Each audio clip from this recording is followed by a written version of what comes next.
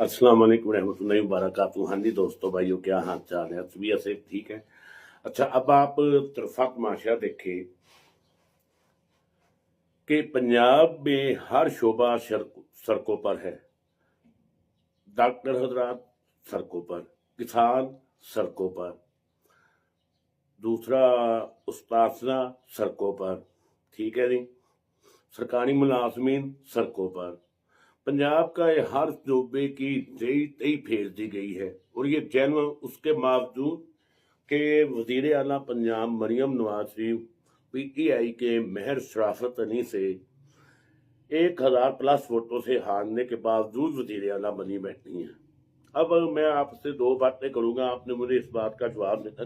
पाकिस्तान के किसी दीनी सियासी जमात ने, मजहबी सियासी जमात ने, तहरीक लब्बैक हो, जमात इस्लामी हो, किसी ने कोई धरना दिया हो, कोई नागमार्च किया हो, कोई एहतजाज किया हो इस बात पे कि एक औरत को हुक्मरान बना दिया गया, एक औरत को हुक्मरान बना दिया गया जो शरीयत इस्लामिया की शदीद तरीन खिलाफ वर्जी है, ठीक है। फिर उस औरत ने इस्लाम के पर्दे के कवानीन और पंजाब के शरई कवानीन की छदिया बगैर दी। गैर महरमों से हाथ मिलाते हुए, गैर महरमों से जफिया पपिया दानी नहीं। कोई आलम, कोई मुफ्ती, कोई खतीब, कोई इमाम अगर बोला हो तो वो मुझे बताइएगा। नहीं बोला होगा, ना ही बोलेगा कोई। इन सब का आसान तरीन हदफ मेरा मुर्शद इमरान अहमद खान न्याजी है।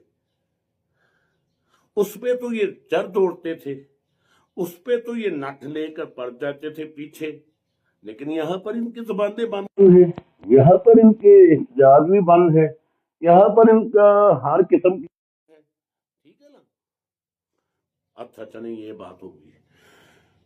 KPK को वफाक ने सरकारी बजट में से 54 करोड़ रुपये दिए हैं। ये 54 करोड़ रुपये सिर्फ।